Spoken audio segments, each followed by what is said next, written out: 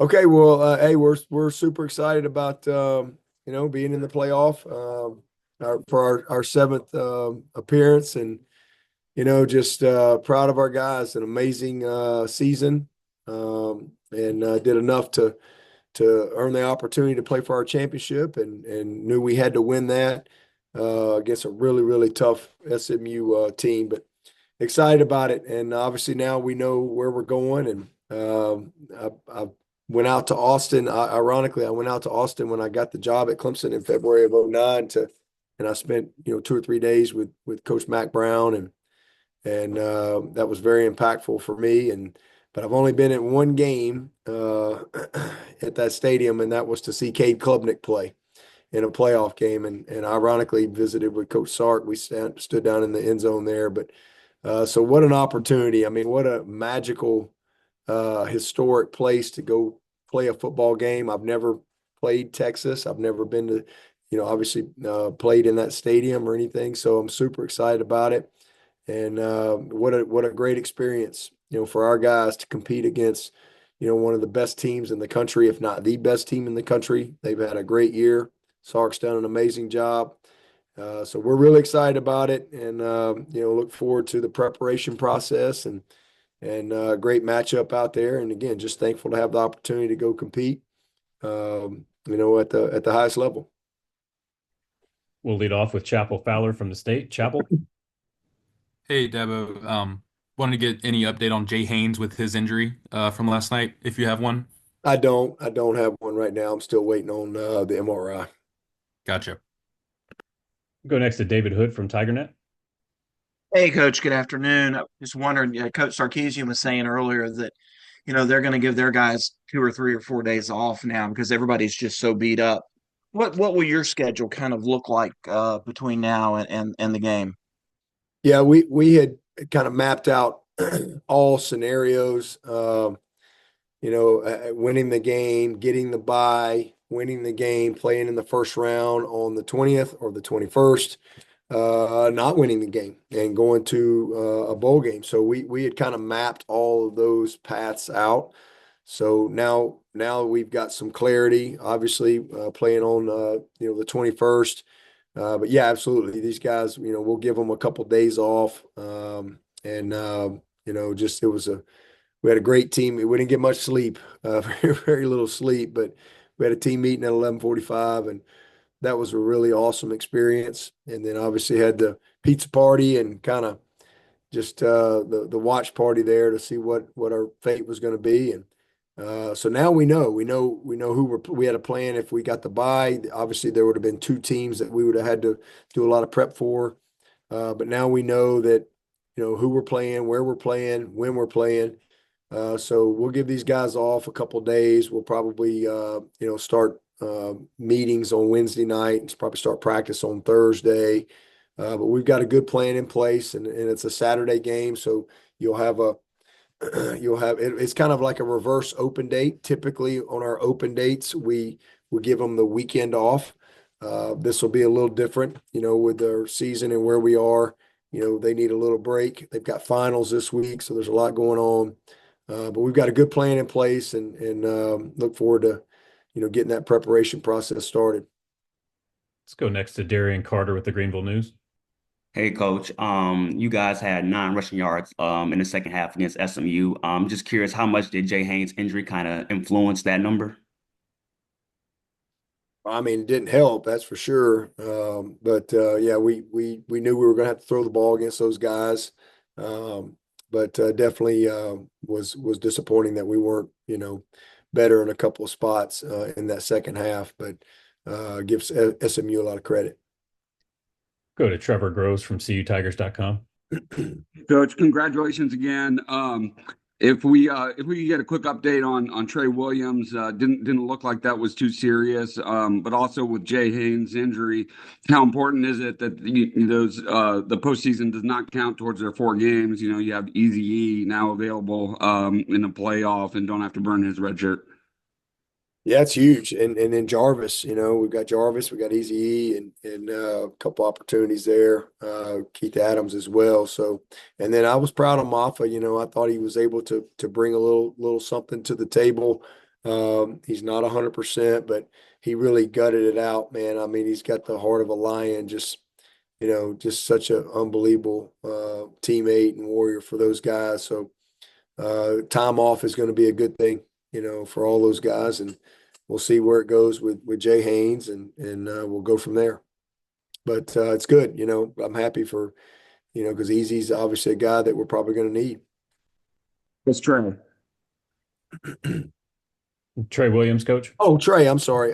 He seemed fine today. I haven't gotten any complete update yet from our trainer, but he seemed good today. We'll go next to Kirk Bowles. Dabo, how is your Clemson team different from all your other teams? I know they're every different year by year, but how is this one different? And what would you say are one or two of the biggest strengths you've been most consistent at this year? I mean, when this is what you do for a living, I mean, kind of every team, it's like if you're a parent, all your kids are different, right? Like, they're all same DNA, but they all have different personalities and different gifts and different challenges and things like that. And I would say it's the same thing with the teams that I've had. Some are similar, some are very different. You win different ways, but this group in particular, I would say probably some of the best leadership I've ever been around. I mean, really special, like special leadership. They're the people on this roster are going to do some amazing things in life. I'll guarantee you that. But I think as far as what we've done best is turnover margin. We've been really, really good. We're probably top 3 or 4 in the country in the turnover margin. That was the difference in the game last night. I think that we've been a good third down team for the most part on both sides all year. But that'd be probably the 2 biggest things that I would say from a strength standpoint. We've been opportunistic that way, and it's a big reason why we're 10-3. Thank you, Let's go now Coach. to Jeff Jones. Dabo, you started this off by telling us about the trip you took to Austin after you got the Clemson job in February of '09. What do you remember about that trip, and did you learn something in that trip that still kind of informs you today? Oh man, that trip was life-changing for me. I got the job as an interim there in the middle of season '08, and then got the job December 1 of '08. And now you're getting going, you put your staff together, and we signed our first class. And we signed 12 guys, and I just was looking to go learn. I mean, I didn't know much about being a head coach other than what I had done as an interim and what I thought. I had a lot of thoughts in my head, but I just felt like I needed to go learn. I actually called around to a lot of coaches, and the only guy that would let me come visit was Mack Brown, and he didn't know me from Adam. And I remember calling out there, and he was like, "Man, congrats. I kept up with your season. It was really cool to see you get the opportunity." And he's like, "Yeah, come on out." So I brought my whole staff, like strength staff, defense, offense, and we went out and spent 2.5, 3 days there. He took us all to lunch. We had we spent a lot of time eating, but I was hoping I might get maybe an hour with him. He spent several hours with me one-on-one, and I had a lot of questions. Some of it was just confirmation of things that just, okay, I'm not crazy, I'm thinking the right way. And then a lot of it, like I couldn't even get the question out of my mouth. He could read my mind and he had the answer. But Mack Brown, that time with Mack Brown was transformational for me as a young coach, 39 years old. It was transformational that he took the time to, pour into me. He didn't have to. And it gave me, like I said, it gave me confirmation on some things. It gave me, I'm like, what about this? And it gave me maybe a different way to think about a few things as well. So it was a transformational time for me. I'm forever indebted to Mack Brown for that, because again, he didn't have to do that. He didn't know me, but he went way above and beyond. And I mean, I still got my notes, about 7, 8 pages of notes that I took from my time with Mack Brown out there that really helped me when I came back to Clemson as far as being a head coach and, having some confidence in what I thought we needed to do to move forward, and also some new ideas on some things too. So it was a great experience. Austin is a beautiful place. I really enjoyed it when I was there, and then the only other time I've been back there was to see Cade Klubnik play. So it's going to be amazing. I mean, it's one of the best venues in college football, and what an awesome team they have, and should be a heck of a ball game. Let's go next to Bob from CBS Austin. Hey, Dabo. What was it originally that impressed you so much about Andrew Mukuba? And as he grew in your program, what was it about him that really stood out to you? Man, I love Mukuba. He was a very unique situation. I never met Mukuba ever until the day he showed up on campus. That was all the COVID and all that. He, never was able to go see him. He was never able to visit campus, but he wanted to come to Clemson. And, I just loved his spirit and I loved his heart. And, he was just a really neat kid it's one of the, that whole time was one of the strangest times of my life because, recruiting is a very personal thing and you get people come to campus, you go there. Literally the first time I ever met him was when he got dropped off and everybody had to have the COVID protocols in place because that's when he came in. And man, Andrew was a great player for us. He did everything that was asked of him. He worked his butt off here.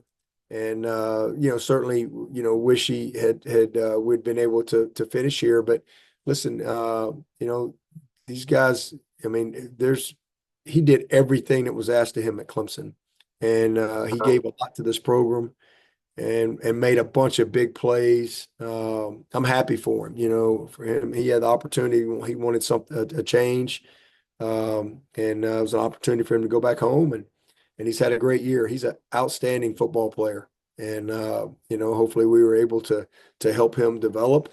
Happy that he's been able to have a great year and, just kind of ironic that we're meeting in the playoff, but that's really, you'll see more of that as the years go by with guys moving around from place to place. But I got nothing but great things to say about Cougs. We'll go next to Lane Higgins from the Wall Street Journal. Hey, Coach. Obviously, you're focused on your own team and the goals and the games that are ahead of them. But your comments after beating SMU were sort of along the lines of why they deserve to be in the playoff. And the obvious consequence of SMU making the field would be Alabama not. Given the history that Clemson as a program has with Alabama, is there something maybe extra sweet about the way you guys get into the playoff and also knocking out a former rival of yours? No.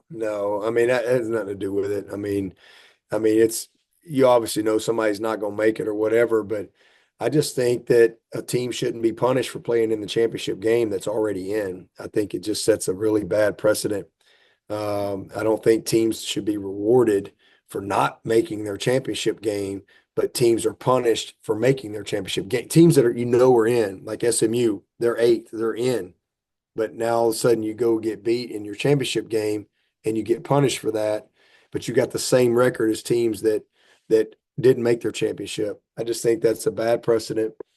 And, we can talk all about what changes need to be made and this and that. But, honestly, the championship games, I've heard all about the seeding and all that stuff. I mean, you can't punish it. I mean, if a team's going to have to play an extra game, 13 games, then you have to give them a bye. You can't ask the team that's playing in a championship to then turn around and play another game when they've won their championship and got the bye. To me, that doesn't make any sense. Otherwise, just do away with the championship games, make the championship weekend the first round, and then you just seed it however, and you go from there. But somebody's always going to get left out. I've been a part, like I said, it's our 7th playoff, and we've been to 6 Final Fours, so I've been a part of the 5, 6, 7, 8 team, and now we're talking about 12 teams. It's going to go to 14 or 16 or whatever.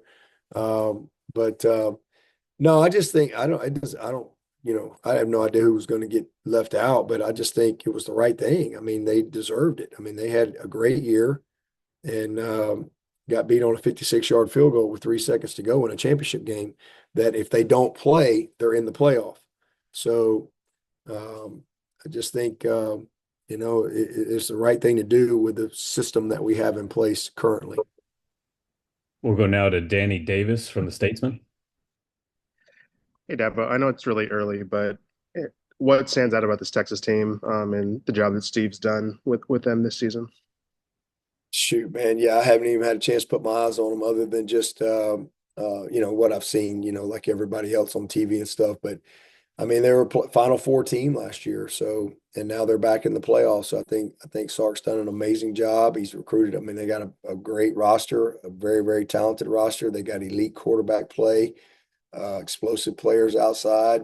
I mean, this is a complete football team, every sense of the word. So they're good enough to win the whole thing, and we'll have our hands full for sure. But excited to go compete.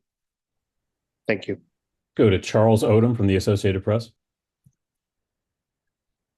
Hey, Coach. I believe I saw on social media that with your team around you when the Texas came on the board as your matchup, you went straight to Cade and gave him a slap on the back.